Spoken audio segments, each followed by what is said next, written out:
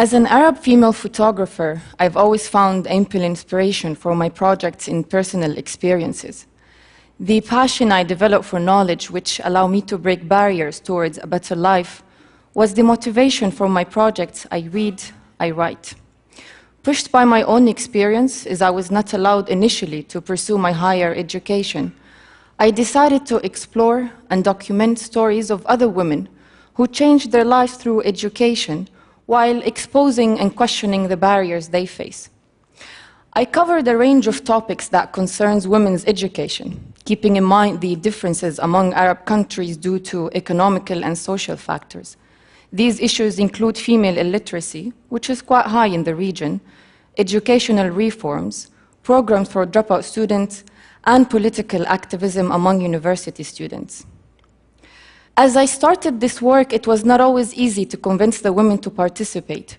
Only after explaining to them how their stories might influence other women's lives, how they would become role models for their own community, did some agree.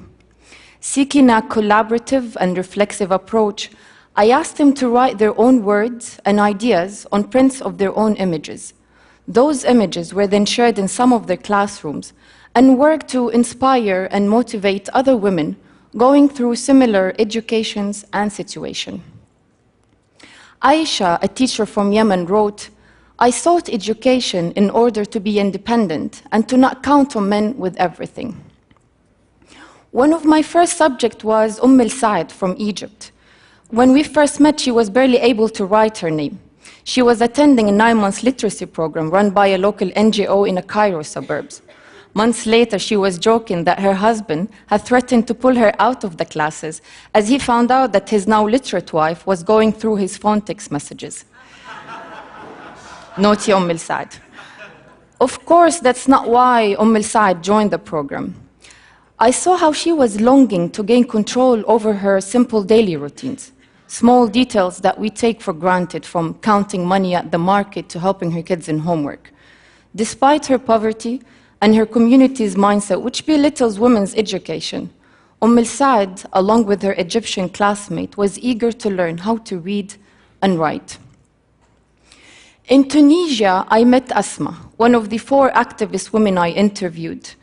The secular bioengineering student is quite active on social media. Regarding her country, which treasured what has been called the Arab Spring, she said, "I've always dreamt of discovering a new bacteria. Now, after the revolution, we have a new one every single day." Asma was referring to the rise of religious fundamentalism in the region, which is another obstacle to women in particular.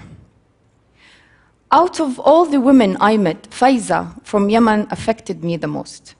Faiza was forced to drop out of school at the age of 8 when she was married. That marriage lasted for a year. At 14, she became the 3rd wife of a 60-year-old man. And by the time she was 18, she was a divorced mother of 3. Despite her poverty, despite her social status as a divorcee in an ultra-conservative society, and despite the opposition of her parents to her going back to school, Faiza knew that her only way to control her life was through education. She is now 26. She received a grant from a local NGO to fund for her business studies at the university. Her goal is to find a job, rent a place to live in, and bring her kids back with her. The Arab states are going through tremendous change, and the struggles women face are overwhelming.